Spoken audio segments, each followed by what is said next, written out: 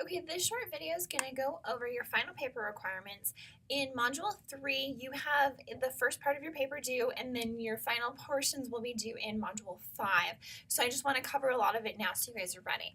There is information in both the syllabus and in this secondary document called the Final Paper Requirements to help you understand what it is that needs to go into your final paper.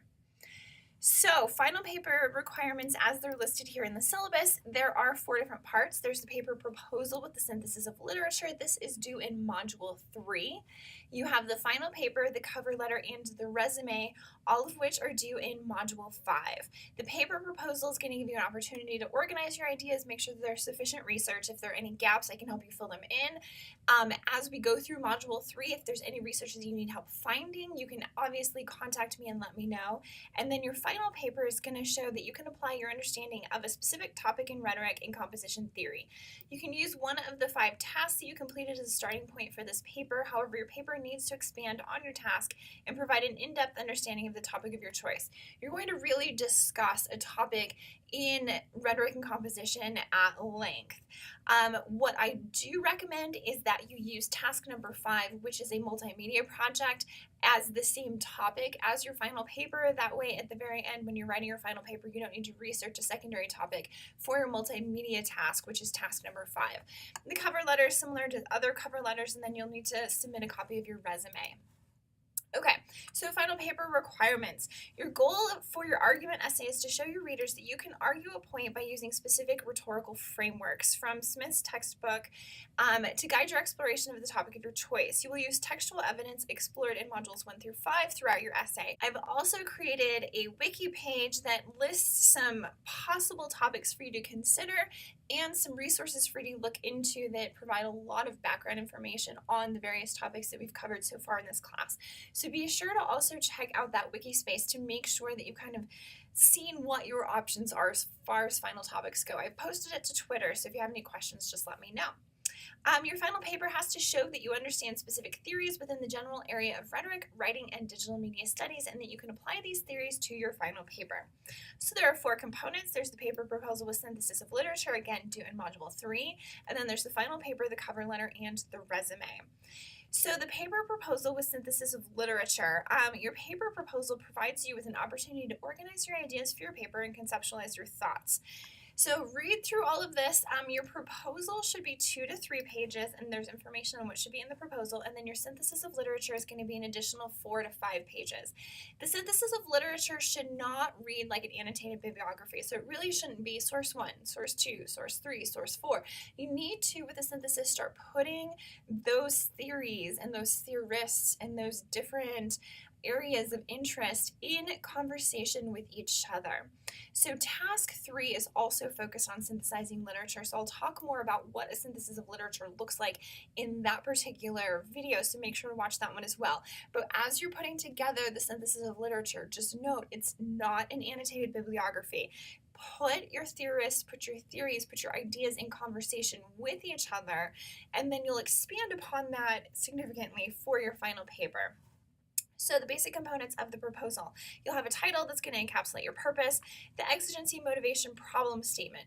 Why are you proposing to look at this? Why is this topic interesting to you? What is it that you hope to gain from it? And then purpose and context. Who are you gearing your information towards? Who do you think is going to read it? Obviously, yes, I'm reading and I'm giving you a grade, but beyond me, who do you see as the prime audience? Is it other theorists in the field? Is it other practitioners of English 105, of English 101, 102, of whatever freshman composition sequence numbering we add to that? Is it other GTAs? Is it to faculty in the field? Who do you imagine your audience to be?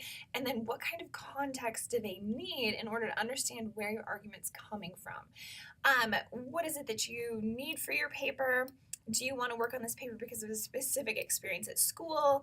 Do you know that there's a problem that needs to be addressed? Once you know why it is important to work on this paper, it'll be easy to figure out what your perspective will be, whether you will have preconceived notions, and who you should be talking to, and so on. So I don't expect you to have all of the answers. This is a proposal, so what you're trying to lay out is what do you know, what don't you know, and who do you think needs to know more about your topic, and then what are all the questions that you have, and then we'll go from there. What specific aspects of the overall topic would you like to explore? For example, do you want to show how specific teaching practices need to be changed to be more inclusive? Do you want to provide reasons for including multimedia in the classroom? Do you want to show how the Common Core standards can be implemented into a writing course, etc.? All of these questions get at the idea that there's a lot of theory that still needs to be discussed that your paper should cover, so be sure to cover that. Constraints. How do you set limits on what you can talk about? This paper is not going to solve everything. As you've seen through this course so far, and then as you'll see for the remainder of this course, there are a lot of different ideas and a lot of different theories. No one theory is going to work for every single student in your class, and in most cases you have more than one class per semester. So what is it that you do? How do you mix and match some of these? And then what can you do with your paper, or what can readers do, gain, learn, implement from your paper? What do you want them to be able to do? You need to set those as the constraints so that the reader knows what to do with your particular argument. So as listed here, what problems will you encounter? How are you going to address these? We know that time is always a constraint. Obviously, you're in grad school. But there are other issues that you can foresee, such as access to library materials, not enough people to interview, available software and hardware. List what you think the constraints are going to be so that as you move forward, I can kind of guide your research question in a specific direction so your project is doable. My goal with this proposal is to make sure that you've selected a topic that you can actually finish and that you're not going to struggle with repeatedly throughout the duration of the semester. Method, procedure, approach. How are you going to accomplish this? Keeping in mind that just like in task number 2, the questions that you ask and the way that you go after those questions is going to basically limit or constrain the kinds of conclusions that you can come to. That's not a bad thing. That's how the world works. So with the method and the procedure and the approach, I want to know that the questions you're asking in your proposed methodology are going to lead to your proposed conclusions. So make sure that everything lines up. Really think about how everything's connected in the structure of putting this paper together, and then secondarily in all of the resources that you're actually gathering for this particular paper. What results are you expecting? And then you're going to include your synthesis of literature. So again, please review task 3 for detailed information on synthesis. Read all of the task 3 information as well as watch the video that I've prepared for task number 3. You might be able to use part of your task 3 synthesis for your research, synthesis for your final paper, especially if you're using resources from modules 1, 2, and 3 as part of your final project. You will need 15 to 20 sources for your final paper. For your initial synthesis of literature, you need at least 10. So as part of your proposal due in module 3, you're going to need at least 10 sources synthesized, not annotated. And then upload the document. Again, if you'll upload it in .docx, then I can add comments to it, which will make our back and forth a lot easier. Component number 2 of this is your actual final paper. You can submit them all, the directions say, as 2 to 4 separate files. That's fine, or you can put them all as one. I'm not that picky. What we're looking for is that you can put together a successful argument paper, and you need to show mature reasoning. So can you do something with all of these theories of rhetoric and composition that we've dealt with over the course of the semester in a way that's meaningful to a group that you've selected? So you need to show that you fit the components of mature reasoning. Mature reasoners are well informed, so you're looking at multiple sides of an argument. You are self-critical and open to constructive criticism. You have audience or readers in mind, and you're actually signaling who those people are, and you know the argument's context. What is the background information? What's led to this particular argument? How have all of these ideas come together to shape this particular approach, and then what is it that you're doing with it coming from that contextualized background? For your thesis, you want to pick a topic that has been most powerful for you. So you guys may pick similar topics, you may all pick different topics. Pick something that's important to you, something that's relevant to something that you're interested in. Your thesis has to be narrowly defined since you're only going to write a short argument paper, and it can use ideas that you're exploring in this paper and expand on them in your final paper. Choose text for modules 1 through 5. You need to choose at least 7 to 10 from the class, using Smith as just one. And then you'll also use library resources, and you should have 5 to 10 of those. Use at least 15 to 20 texts overall for your paper.